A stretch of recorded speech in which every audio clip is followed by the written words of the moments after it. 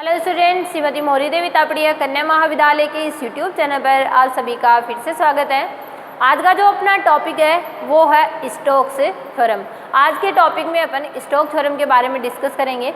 मैंने आपको इसके चैप्टर के अंदर 3 थ्योरम्स बताई थी, ग्रीन थ्योरम, स्टोक्स थ्योरम और Gauss divergent theorem. Gauss divergent theorem को अपन डिस्कस कर चुके हैं। अब जो नेक्स्ट है वो अपन है स्टोक्स थ्योरम को यहाँ पर डिस्कशन करेंगे कि स्टोक्स थ्योरम क्या होती है, किस तरह से ये डिफाइन होती है और इसके जो कुछ एग्जाम्पल्स जो होंगे उनको भी यहाँ पर अपन सॉल्व करेंगे। ठीक है, तो देखो सबसे पहले अपन स्टोक्स थ्योरम के स्टेटमेंट को देखेंगे और फिर इसकी हेल्प से एग्जाम्पल को सॉल्व कैसे किया जाता है उसको भी यहाँ पर देखेंगे। तो देखिए थ्योरम का जो स्टेटमेंट होता है वो यहाँ पे अपना पृष्ठीय क्षेत्रफल के लिए यहाँ पर डिफाइन होता है। ठीक है, पृष्ठीय क्षेत्रफल के लिए डिफाइन होता है और वो किस तरह से होता है देखिए। नॉर्मली अगर मैं इसका डायरेक्ट मैथमेटिकल रिप्रेजेंटेशन, क्योंकि अपने को तो वही यूज़ लेना होता है, मैथमेटिकल रिप्रेजेंटेशन की मैं यहाँ पे बात करती हूँ तो किसी भी कर्व का F vector dot D R vector, ठीक है, ये कोई फंक्शन जो है मेरे पास यहाँ पर गिवन है।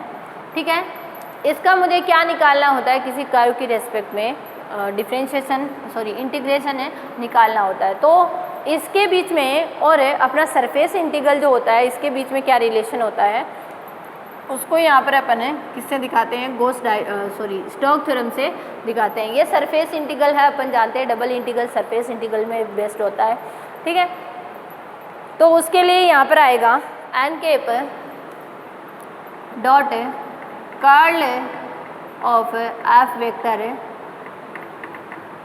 जो भी अपना एफ वेक्टर यहाँ पर होगा उसका क्या निकालना होगा, कर्ल निकालना होगा। और डीएस तो आप जानते ही हैं, मैंने डिफाइन किया था, आपको अच्छे से बताया था। जब अपना अक्स कंपोनेंट होता है तो किस तरह से देखते हैं, जब जेड में डिफाइन होता है तो कैसे देखते हैं। ठीक है, तो ये जो वैल्यू है वो अपनी इस तरह से डिफाइन होती है। क्लियर है, इतना मेरे हिसाब से सभी को समझ में आ गया होगा। अब अगर अपना फंक्शन, जो भी अपना फंक्शन गिवन होता है, अगर अपना फंक्शन जो है वो यहाँ पे डिफाइन हो जाए, इसके अंदर है dx और dy, यानी मैं कहूँ कि एक्स वाई प्लेन में वो क्या है, डिफाइन है। एन कैप जो है वो यहाँ पर क्या है, एक्स वाई सदिश से जो भी पृष्ठ लिया गया है। ठीक है, एन कैप अपना क्या होता है, हमेशा इकाई अभिलंब सदिश होता है। ठीक है, अपन जानते हैं एन कैप जो यहाँ पर डिफाइन है ये क्या होता है, इकाई अभिलंब सदिश होता है, जो उसके क्या होता है, अभिलंब पर निर्भर करता है। अब देखिए यहाँ पर जो है कर्ल डिफाइन है। अब इस कर्ल के साथ यहाँ पर कौन सा आएगा वो कौन डिफाइन करेगा, वो डिसाइड करेगा ये, क्योंकि इसके साथ क्या देखना है, इसका अपने को डॉट प्रोडक्ट देखना है। इसमें आई कैप, जे कैप और के कैप तीनों शामिल होते हैं, लेकिन अपने को देखना है कि प्लेन कौन सा डिफाइन होता है। अगर अपना प्लेन जो है वो यहाँ पे एक्स वाई प्लेन डिफाइन होता है तो यहाँ पे कौन सा आएगा, जेड कैप आएगा, के कैप यहाँ पर डिफाइन होगा। ठीक है, और उसके अलावा अगर यहाँ पर ds है तो ds को अपन यहाँ पे क्या लिख देंगे, dx dy लिख देंगे। ठीक है ना, dx dy जो है वो यहाँ पर अपन इसको डिफाइन कर देंगे। ठीक है, इसके अलावा f वेक्टर जो है, अब देखिए यहाँ पर f vector dot dr vector है, इसी की हेल्प से अपन यहाँ पे समझ जाएंगे कि अपना जो फंक्शन है वो किस तरह से मतलब कौन कौन से तल के अंदर जो है वो परिभाषित होगा।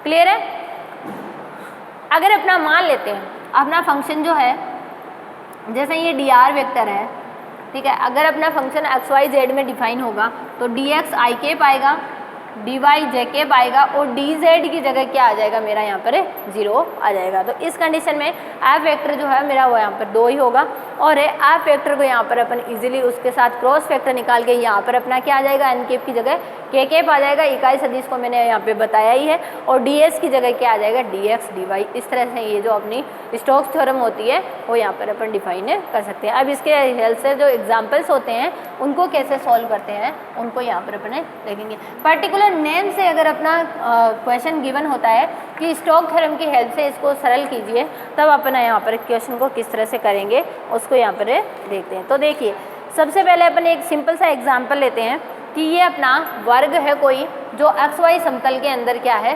प्रदर्शित कर रखा है। ठीक है, 4 बिंदु दे रखे हैं अपने को और 4 बिंदु से ऑब्वियस सी बात है वर्ग बना हुआ है। ठीक है, इस तरह से, और ये एक्स वाई प्लेन में डिफाइन है, ठीक है।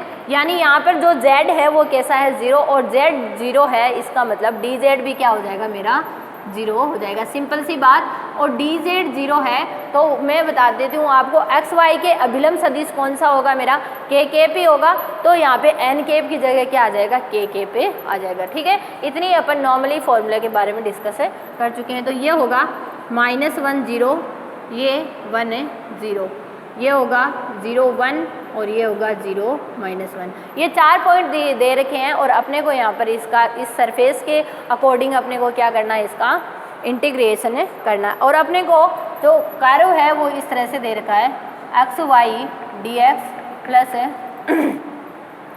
X Y square d Y.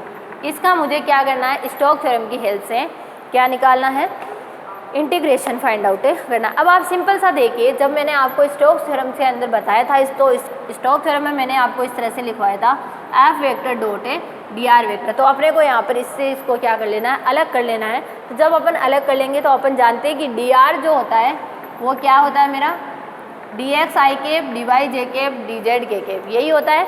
और अपने को यहाँ पे डी एक्स और डी वाई दिख रहा है क्योंकि डी जेड तो यहाँ पर क्या होगा 0, क्योंकि अपन किस प्लेन में डिफाइन कर रहे हैं, एक्स वाई प्लेन में इसको परिभाषित कर रहे हैं, ठीक है। तो इस कंडीशन में अगर मैं एफ वेक्टर देखना चाहूँ, अगर कंपेयर करा के, तो आ जाएगा X Y I cap plus x Y square J cap, ठीक है। ये वैल्यू जो है मेरी किसकी आ गई, मेरी एफ वेक्टर की आ गई है। अब जब एफ वेक्टर की वैल्यू आ गई है तो अपन क्या निकाल सकते हैं, इसका कर्ल निकाल सकते हैं, क्योंकि कर्ल की नीड अपने को कहाँ पर होगी, जब अपन वैल्यू को सॉल्व करेंगे तो अपने को कर्ल की नीड वहाँ पर होगी। तो आई केप जे केप और के केप, ठीक है। यह आ जाएगा del by del x del by del y del by del z, ठीक है। और उसके बाद है एक्स वाई स्क्वायर और 0, ठीक है। अब अपने को सिर्फ कौन सा फैक्टर निकालना है, के केप वाला ही निकालना है, क्योंकि जब अपन स्टोक्स थ्योरम से इसको सॉल्व करेंगे तो आगे इसका के केप के साथ ही जो होगा वो सिर्फ मल्टीप्लाई डिफाइन हो सकता है। तो इसलिए सिर्फ अपन इसकी किसके साथ वैल्यू देखेंगे, के केप वाली वैल्यू को ही फाइंड आउट करेंगे। तो मैं इसको यहाँ से हटा देती हूँ, ऊपर वैल्यूज को लिख लेते हैं अपन। तो यहाँ पे देखो डेल वेक्टर डॉट क्रॉस से एफ वेक्टर जो है वो मेरा आ जाएगा। के केप वाली वैल्यू को अगर अपन देखें तो के केप वाली वैल्यू क्या आएगी, इसका एक्स की रेस्पेक्ट में हो जाएगा वाई स्क्वायर और इसका वाई की रेस्पेक्ट में हो जाएगा एक्स, ठीक है। बस ये इतनी ही वैल्यू डिफाइन करनी है। एन केप जो है वो मेरा किसके बराबर है, के केप के बराबर है। तो देखो n cap dot del vector dot F del vector cross F vector, ये मेरा क्या आ जाएगा, के केप से के केप का डॉट प्रोडक्ट होके क्या बच गया मेरे पास, वाई स्क्वायर माइनस एक्स बच जाएगा, ठीक है। और डी एस की जगह क्या हो जाएगा, जैसे मैंने आपको बताया था जिस प्लेन के अंदर अपने डिफाइन होते हैं तो डी एस क्या आ जाएगा, डी एक्स डी वाई जो है वो आ जाएगा। तो बस अब अपन सिंपल सा स्टोक्स थ्योरम का यूज़ करते हुए इसको फाइंड आउट कर लेंगे। यही था अपना जिसका अपने को फाइंड आउट करना था। तो स्टोक्स थ्योरम की हेल्प से अब देखो अपने पास यहाँ पे लिमिट्स भी डिसाइड हो चुकी है। एक्स की लिमिट अगर अपन देखना चाहें तो -1 से 1 है और वाई की लिमिट में -1 से 1 है। तो -1 से 1 -1 से 1 x Y square minus x है, इसका वाई स्क्वायर माइनस एक्स है और यहाँ पर डी एक्स है डी वाई। अब पहले डी वाई की रेस्पेक्ट में अपना क्या होगा, यहाँ पर इंटीग्रेशन होगा। सारी जो वैल्यूज़ थी अपन ने निकाल ली और इसको पुट कर दिया। अब बस क्या करवाना है, इसको इंटीग्रेट करवाना है। तो पहले अपना y वाला करवा लेते हैं y की रेस्पेक्ट में। तो ये हो गया y³ / 3 माइनस एक्स वाई, ठीक है, -1 से 1 ये वैल्यू यहाँ पर हो जाएगी और यहाँ पे क्या बच जाएगा, dx बच जाएगा। अब इसको सॉल्व कर लेते हैं थोड़ा। वैल्यू पुट की मैंने -1, तो -1/3 हो जाएगा। पहले तो 1 ही पुट करेंगे तो 1/3 होगा, ठीक है, और इसमें करेंगे तो x हो जाएगा, ठीक है। उसके बाद माइनस की वैल्यू रहेगी, माइनस माइनस ये प्लस हो जाएगा, +1/3 होगा और यहाँ माइनस प्लस फिर माइनस, तो माइनस से x हो जाएगा, तो अगर अपन इस वैल्यू को देखें और जोड़ना चाहें आगे, इसको क्या करेंगे, थोड़ा और सरल करेंगे अपन। तो यहाँ पर अपने जो डाइवर्जेंट की जो कर्ल की वैल्यू होती है स्टोक्स थ्योरम की फॉर्म में वो डिफाइन हो जाएगी। तो -1 से 1, ये 1/3 और 1/3 हो गया 2/3 प्लस माइनस एक्स और माइनस एक्स हो गए 2x, ठीक है। और बाहर क्या चल रहा है मेरा dx चल रहा है। अब अपन क्या करवा देंगे, x की रेस्पेक्ट में इसको डिफ्रेंशिएट करवा देंगे। तो देखो डिफ्रेंशिएट करवा देते हैं।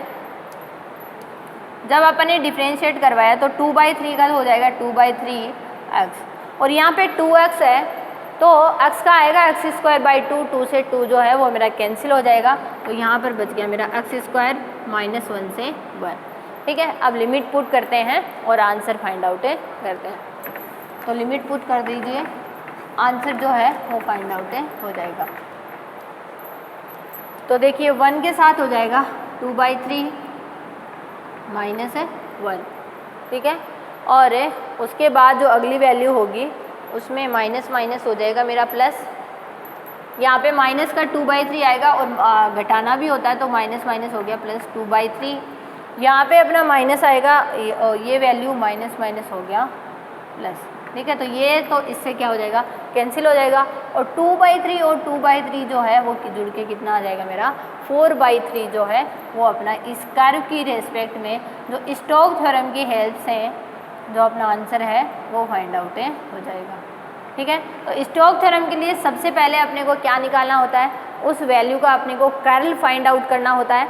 और कर्ल फाइंड आउट करने के लिए अपन जानते हैं कि अपने को देखना होता है कि अपना जो फंक्शन होता है वो किस प्लेन में डिफाइन है। अगर वो XY प्लेन में है तो उसके लिए n कैप जो है वो क्या हो जाएगा, k कैप के बराबर डिफाइन होके उसके अंदर जो वैल्यू है उसके साथ उसका क्या करवाया जाता है, अदिश गुणन करवाया जाता है। और वहाँ से उसका सॉल्यूशन निकाल के अपन इस पूरे फॉर्मेट के अंदर वैल्यू पुट करते हैं। और यहाँ से अपन लिमिट्स को, अगर अपने को लिमिट नहीं गिवन है तो कर्व की फॉर्म में अपने को लिमिट अप्लाई करनी होती है। और अगर अपने को पॉइंट्स की फॉर्म में गिवन होती है तो अपने को पॉइंट्स की फॉर्म में इक्वेशंस को यहाँ पर जो भी अपनी लिमिट्स गिवन होती है उनको अप्लाई करते हुए यहाँ पर क्वेश्चन का आंसर जो है वो फाइंड आउट करना होता है। तो इस तरह अपन ईजिली जो है वो स्टोक्स थ्योरम की हेल्प से ऐसे क्वेश्चंस को सॉल्व कर सकते हैं, ठीक है।